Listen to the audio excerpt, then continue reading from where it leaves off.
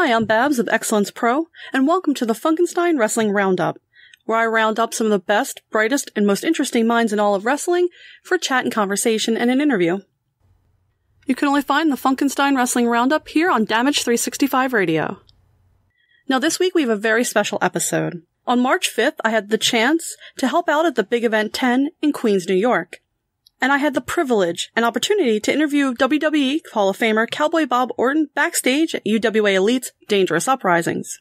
Now, I think while Randy is obviously more well known because he's a current wrestling superstar, Cowboy Bob is a very interesting figure in wrestling history.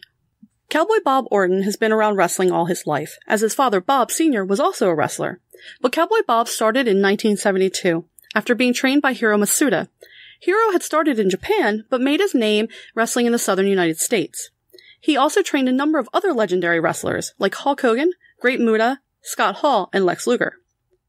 Orton has wrestled in a number of promotions, from Championship Wrestling from Florida, to the NWA, to the company he's most associated with, the WWF. He's also wrestled around the world, from Europe to Japan to Africa. Cowboy Bob's second WWF run is his most famous. He became Ace, Roddy Piper's bodyguard. Armed with his ever-present cast, which he used to great effect, it became his trademark. And he feuded with people like Tito Santana, Jimmy Snuka, and Mr. Wonderful Paul Orndorff. Orton was a part of the first 3 WrestleManias, and also was in a team with former Intercontinental Champion Don Morocco. After leaving the WWF in the late 80s, Orton returned to the WWE in 2005 and was inducted into the Hall of Fame. He was also involved physically with his son Randy's feud with The Undertaker. Currently, Orton does convention signings and also wrestles on the independent circuit. He is the co-owner of Tennessee Mountain Wrestling. I wanted to give you a little bit of background before we went into the main interview, so you understood who I was talking about and maybe some of the questions I was asking here. So it was a great interview, and I was really honored to be able to speak with him. So we spoke for about a half an hour, and I really hope you guys enjoy. I tried to think of some really interesting questions and some different things, and what he said was really surprising. I found him to be very well-spoken and a very, very shrewd businessman. So I really enjoyed this interview, and I hope you do too. We'll go on ahead. We're going to go to commercial. We'll play some messages from our sponsors. And once we're done, we will jump right into the interview. The following announcement has been paid for by the New World Order. Hello, ladies. The Big Valboski here, and you're listening to Damage 365 Radio.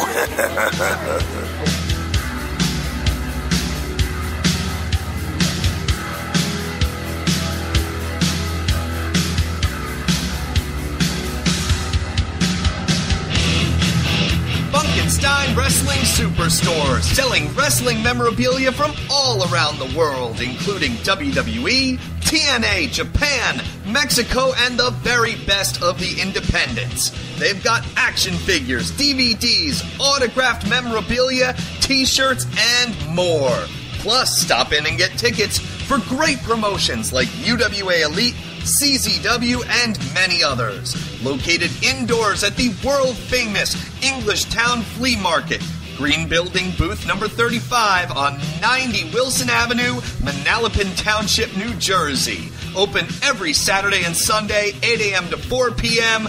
Log on to Facebook.com/Funkenstein Inc. for more information.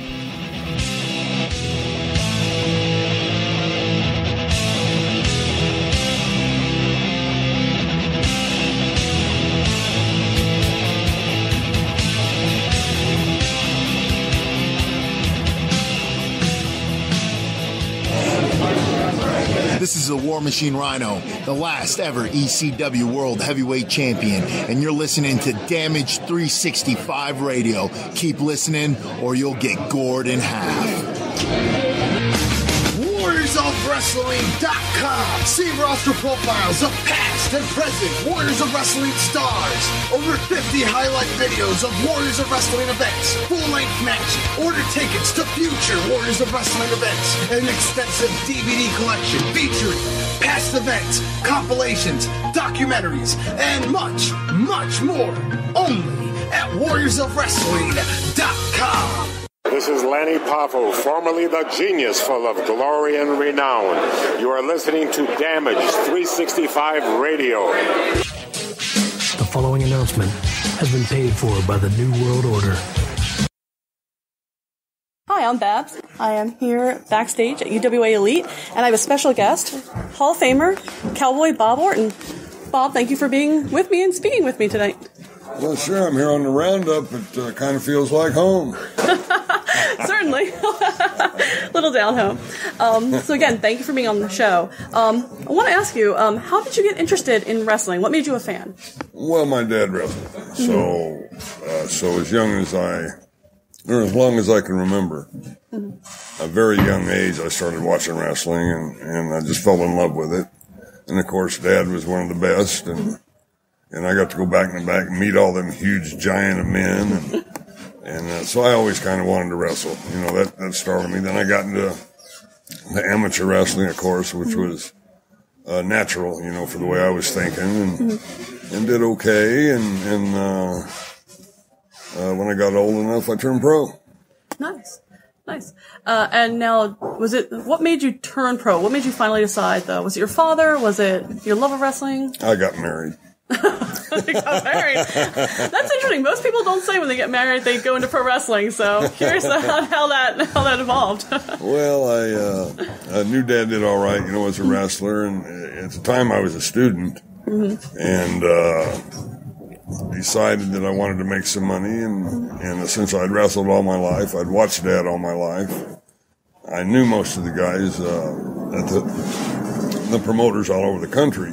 So, you know, again, it was kind of easy because of Dad. They knew who I was, and so the door was open. You know, it was ajar, but of course I had to open it all the way. Right. And it just so happened I think I did all right. So I think you did okay too. Yeah, I think Hall of Fame, that's okay. Yeah. WrestleMania, that's okay. Now, did your father have a hand in training you at all, or? No, Dad was against me.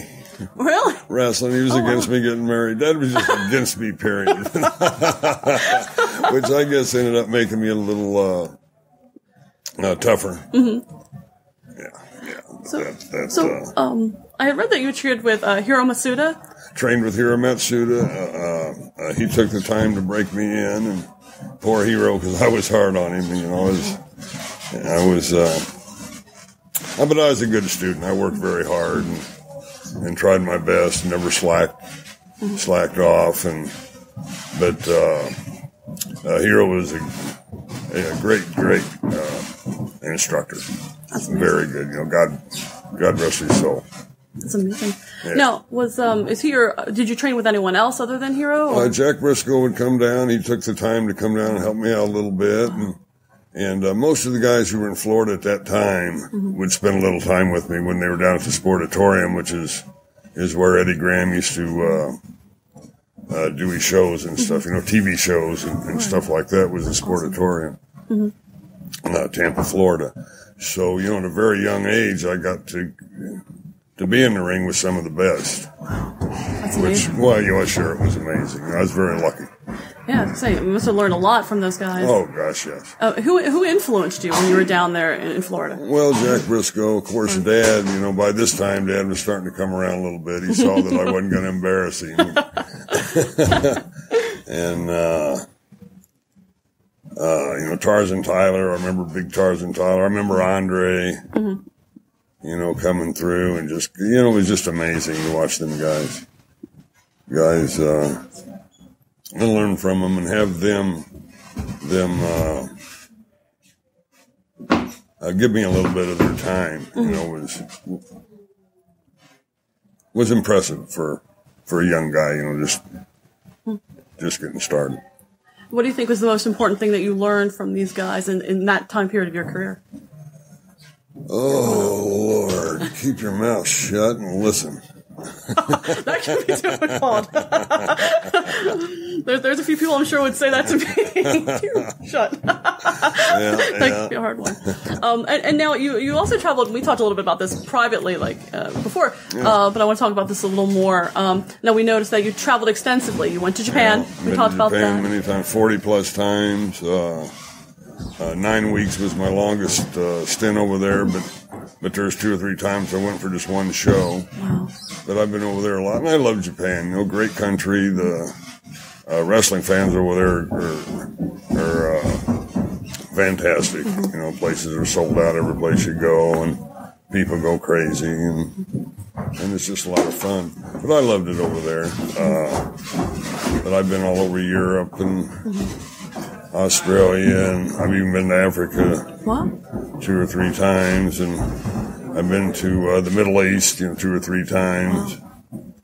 So, I've been pretty much everywhere. Done everything and been everywhere but Idaho and Iceland, I guess. Idaho and Iceland. Would you ever want to wrestle in Idaho and Iceland? Maybe there was a time, not now, no.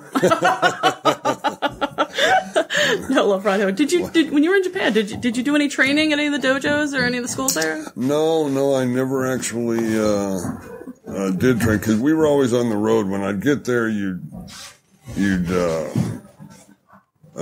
start off a course in Tokyo, but from then on, you was either on a train or a bus, and you just went all around the country, and sometimes you'd be on them big, the boats that goes across the ferries, and go across to the islands, but you really, I didn't have time to go to the dojos and train with the guys.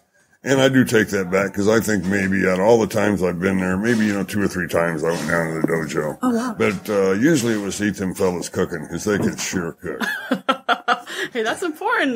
Get well taken care of. You ain't kidding.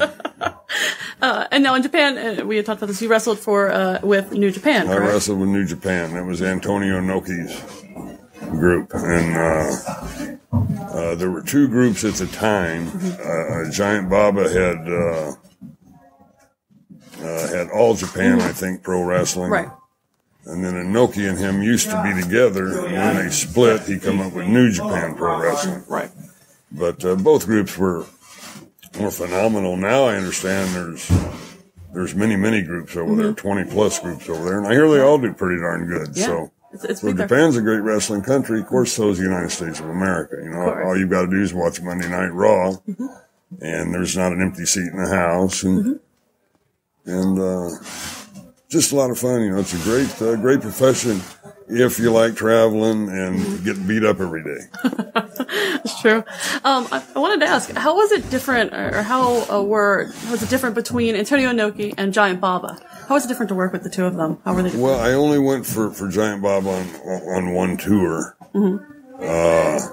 So I really could say that I enjoyed the tour and everything.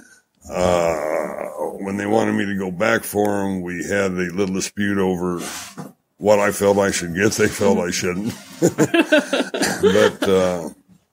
But New Japan thought that was a fair price, and so I started going with them.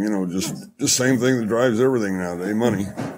That's true. Hey, that's true. Yeah. What works for your schedule, what's going to pay you, what's going to work with you. Sure, absolutely. Sure. The experience, too. Oh, yeah. It's always nice to have. Yeah. Absolutely.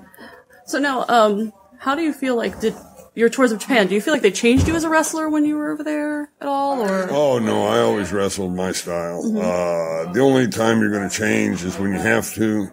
I was always so good, I never had to. Hey, Hall of Fame, It sounds a little braggadocious, I guess, but, the truth's the truth. Yeah, I mean, how would you define your style? You had to describe it. Old school. Of course, back then, that's what I was, old school. Now it'd be old school. Then it was my school. So. Oh, that's great. I like that. Now, do you feel like your style is really do you think it was effective because you were it was adaptable? Was it a base style? Do you think, was there a certain type of opponent you worked really well with? Oh, gosh, I could pretty much go out there with anybody and have a great match. There's a few instances where the match might not have been great, but I looked really good.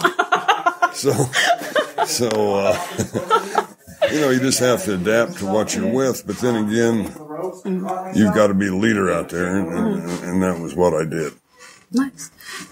So now you worked almost everywhere that's major. You worked with NWA, you worked with WCW, you worked with WWF, WWE. WWF, WWE, AWA, NWA.